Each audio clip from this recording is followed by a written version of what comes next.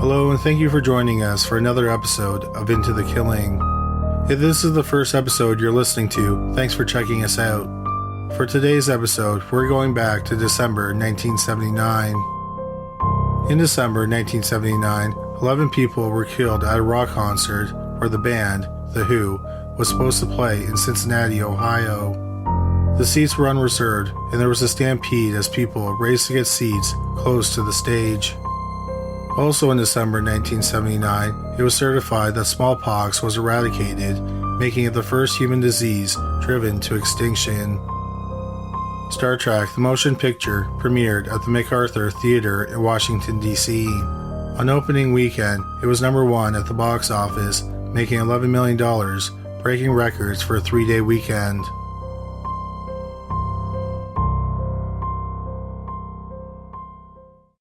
One person who didn't get to see Star Trek: The Motion Picture was 19-year-old Charles Collingwood. That's because he was incarcerated at the Brevard Correctional Institution in Cocoa, Florida. He was serving time for car theft. On December 12, 1979, Collingwood escaped from prison. A massive search for him was conducted, but he was nowhere to be found. At the time of his escape, a 44-year-old correctional officer named John McRae was under investigation because he was supposedly having a sexual relationship with Collingwood. McRae was questioned, and he denied doing anything inappropriate with Collingwood. But investigators were suspicious. They thought he facilitated the escape to avoid getting in trouble for the relationship. The investigators looked into McRae's background, and they were deeply disturbed by what they found. St. Clair Shores is a small city in the Detroit metropolitan area. It is situated on the banks of Lake St. Clair. Across the lake is Walpole Island First Nation in Ontario, Canada. In 1950, St. Clair Shores had a population of just under 20,000 people. On September 9, 1950, 8-year-old Joey Housey went missing while playing on the streets of St. Clair Shores. Searches were conducted for the boy. One of the searchers was 15-year-old John McRae. McRae's mother had been Joey's teacher when he was in kindergarten. 2 weeks after Joey went missing, on September 23, 1950, Joey's dead body was found in a shallow grave in a ravine about 3 blocks from his home. His throat had been slit and his genitals had been slashed with a straight razor. The medical examiner said that there was a distinct sexual element to the crime. He also noted if the murderer is not found, he will probably repeat the performance. So with a sense of urgency, the police set to work trying to determine who killed the 8-year-old boy. Their investigation led them to McRae, who had a sharp razor that he used for model airplanes. They found out that the razor had blood on it. On Saturday, September 30th, the police planned on giving McRae a polygraph examination. But when they went to pick him up, he was gone. The next day, a relative in Sarnia, Ontario, which is just down the river from St. Clair Shores, turned him in. McRae explained that on Friday night, he told his father he had a dream about killing Joey. His father took him to the lake and told him he should swim to Canada and never come back if he had anything to do with the murder.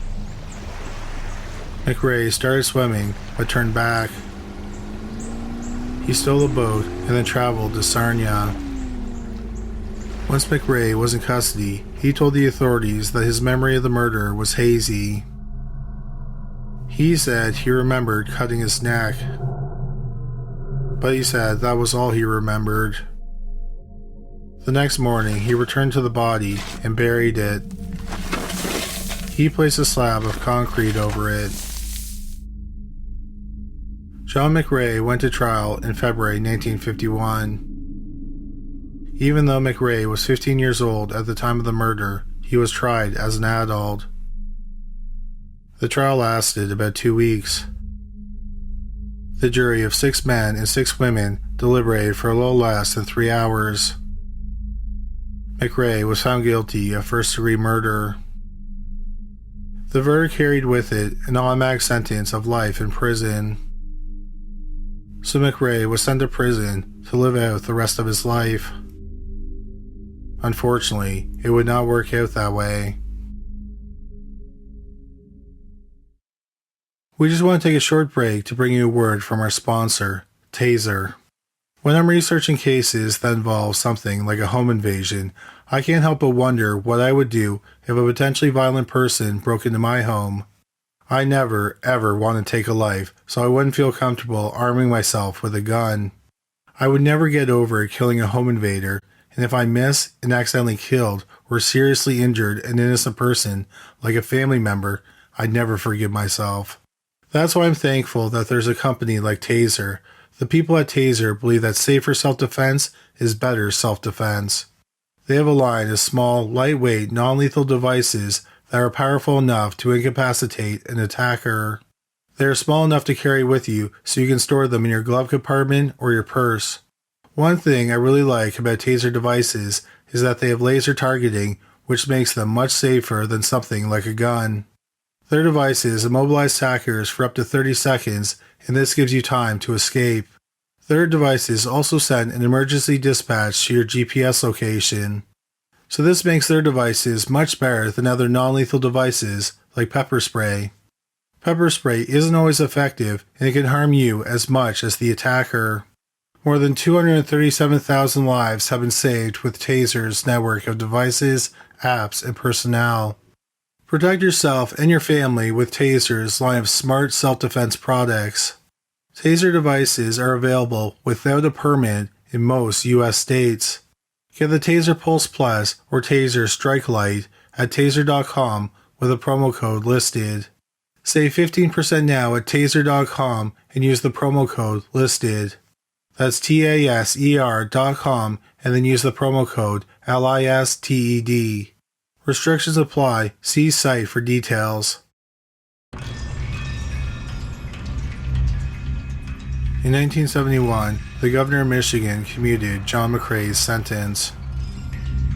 This made it possible for him to apply for parole.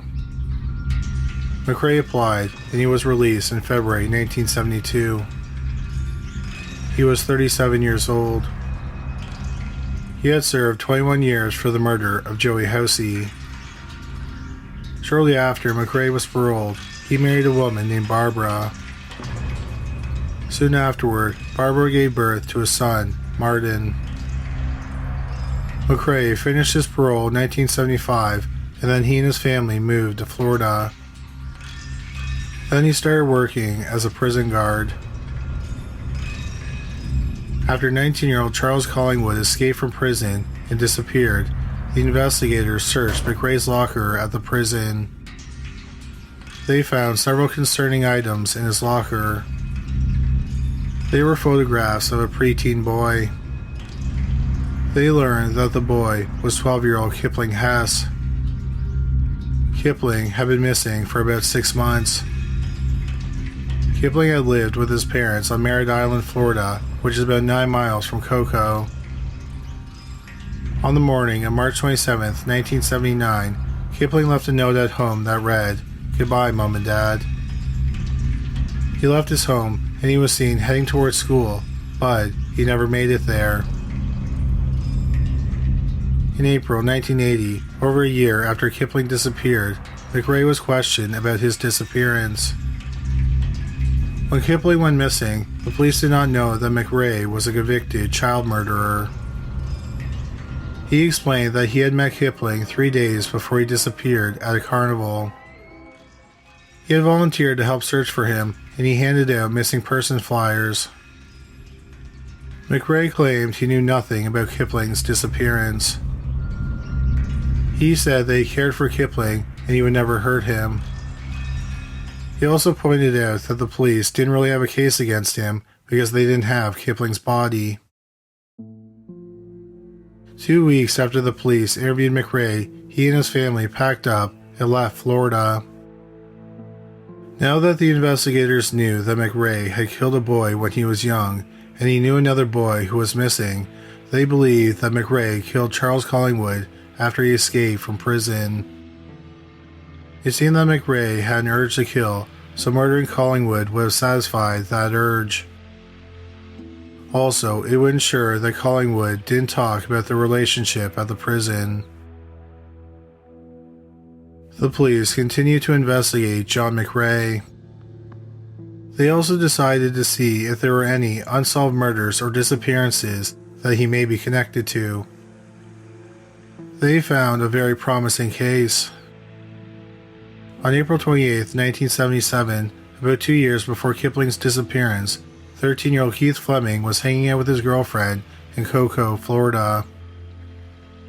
When they were done hanging out, she left him at an intersection near her home. When she got home, she told her mother that Keith was hitchhiking home. The mother thought it would be better if she drove him home. So she went to the intersection where Keith had been hitchhiking, but he was gone.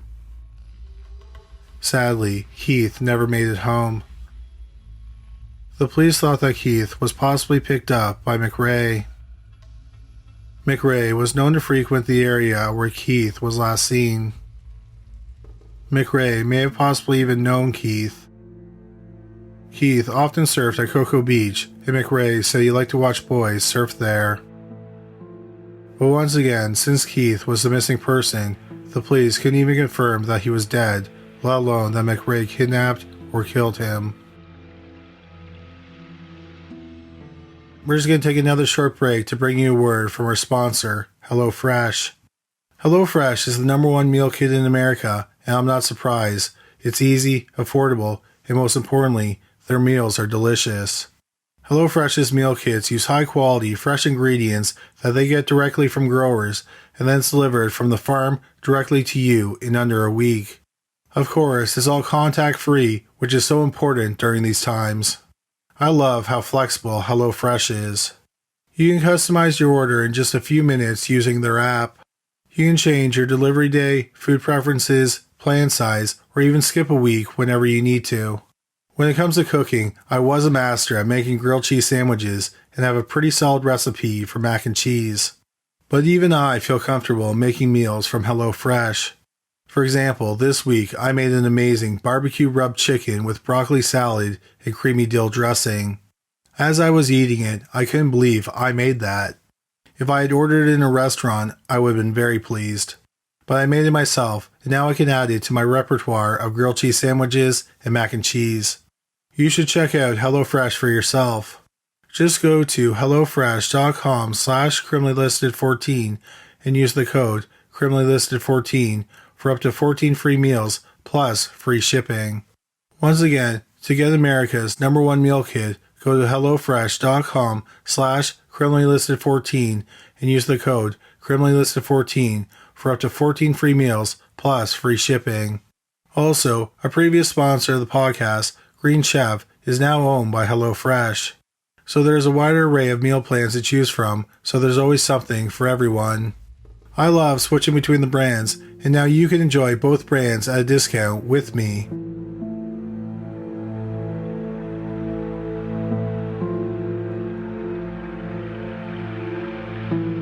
In February 1987, the investigators in Brevard County, Florida, learned that McRae might be residing in Clare County, Michigan. It had been nearly 9 years since he left Florida. An officer in Brevard County called the authorities in Clare County. They asked him if he could confirm if John McRae was living there, and they were wondering if he could check on him.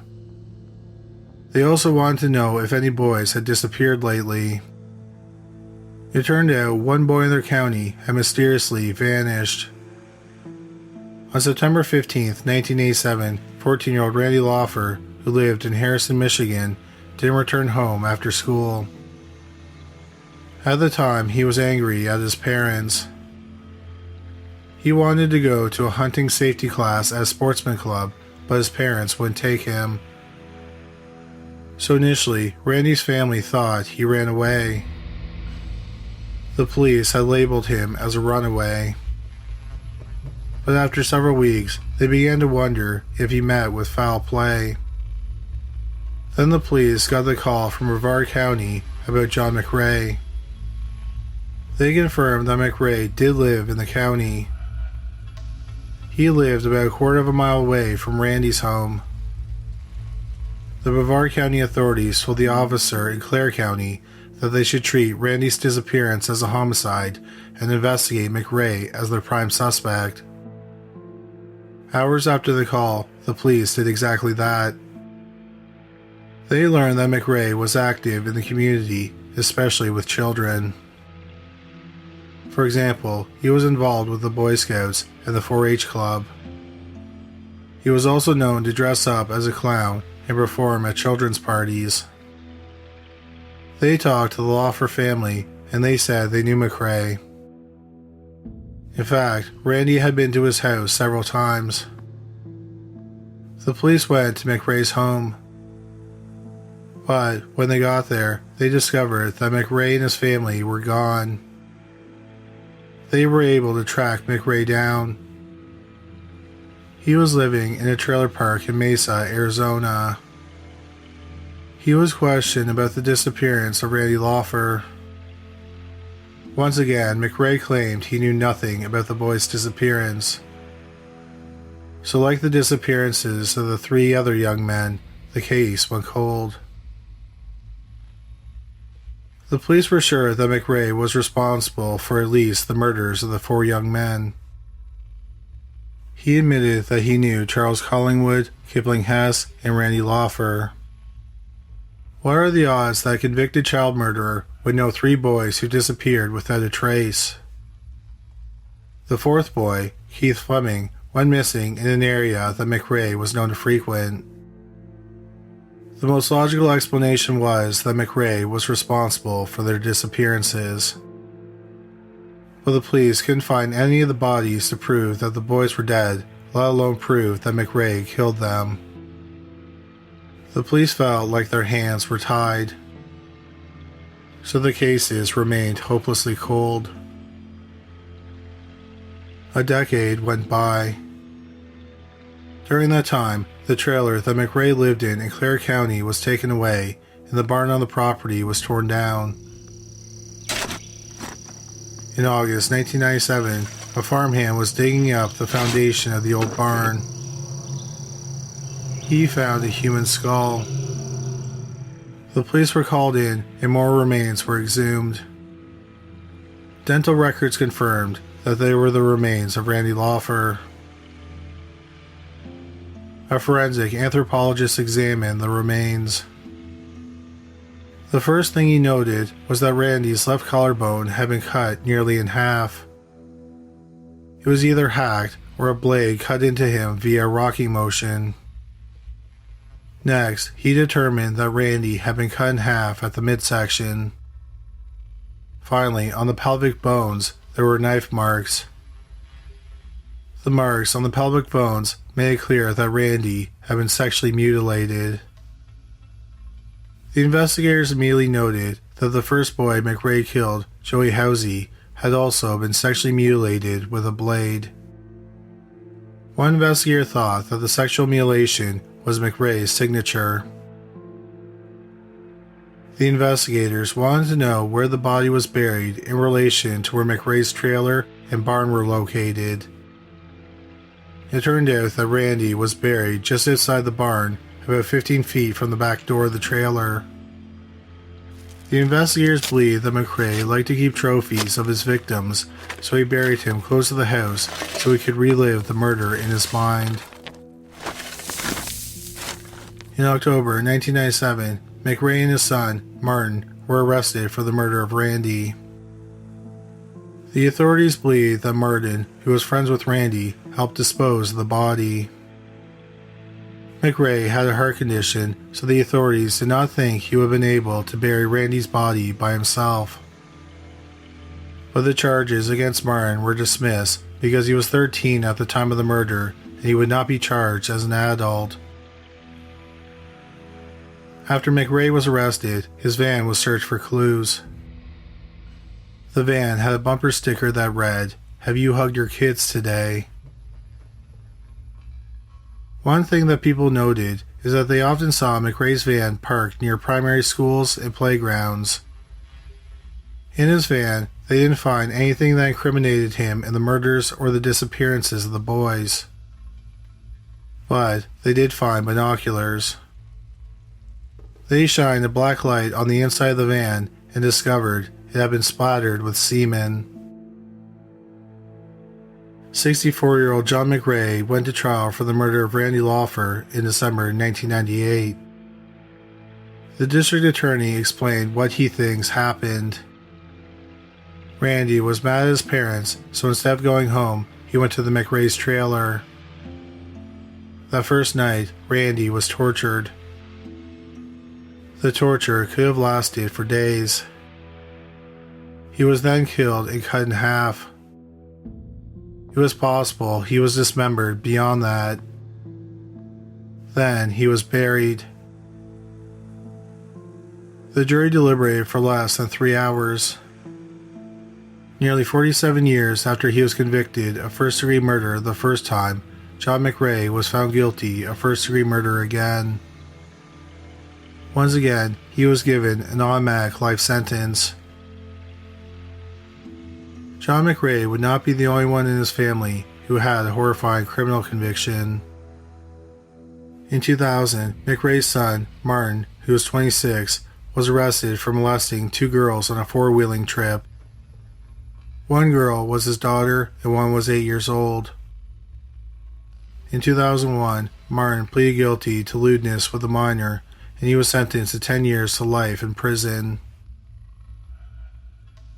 John McRae's lawyers appealed his first-degree murder conviction. In April 2004, his conviction was overturned. The Supreme Court of Michigan ruled that a witness should not have been able to testify. McRae went to trial again in May 2005. Once again, he was convicted of first-degree murder and he was sentenced to life in prison. The authorities in Florida approached McRae and offered him immunity if he revealed the location of the remains of Charles Collingwood, Keith Fleming, and Kipling Hess. McRae maintained that he was innocent and had nothing to do with their disappearances. Just over a month after he was convicted a second time of murdering Randy Laufer, he died in prison. John McRae was 70 years old. Whatever he knew about the disappearances of the young men, he took to his grave. Investigators are confident that John McRae committed other murders that they don't know about. There are massive gaps in McRae's history where the authorities have no idea what he was doing or where he was living.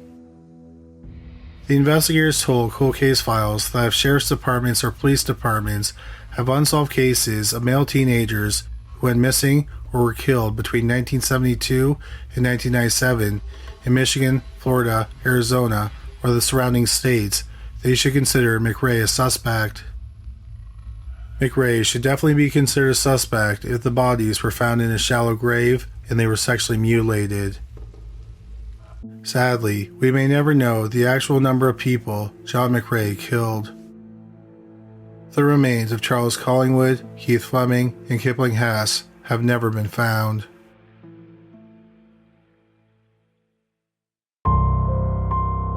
Thank you so much for listening to this week's episode. Our fact checker, sound designer, and producer was Danelle Cloutier. If you just discovered this podcast, please check out Criminally Listed on YouTube. We have over 300 videos, and most videos feature 3 bizarre true crime stories. You can find it at youtube.com/criminallylisted. Also, please subscribe or follow this podcast so you don't miss any future episodes. Well, that's all for this week. Thanks again for listening. Please take care of yourself and stay safe.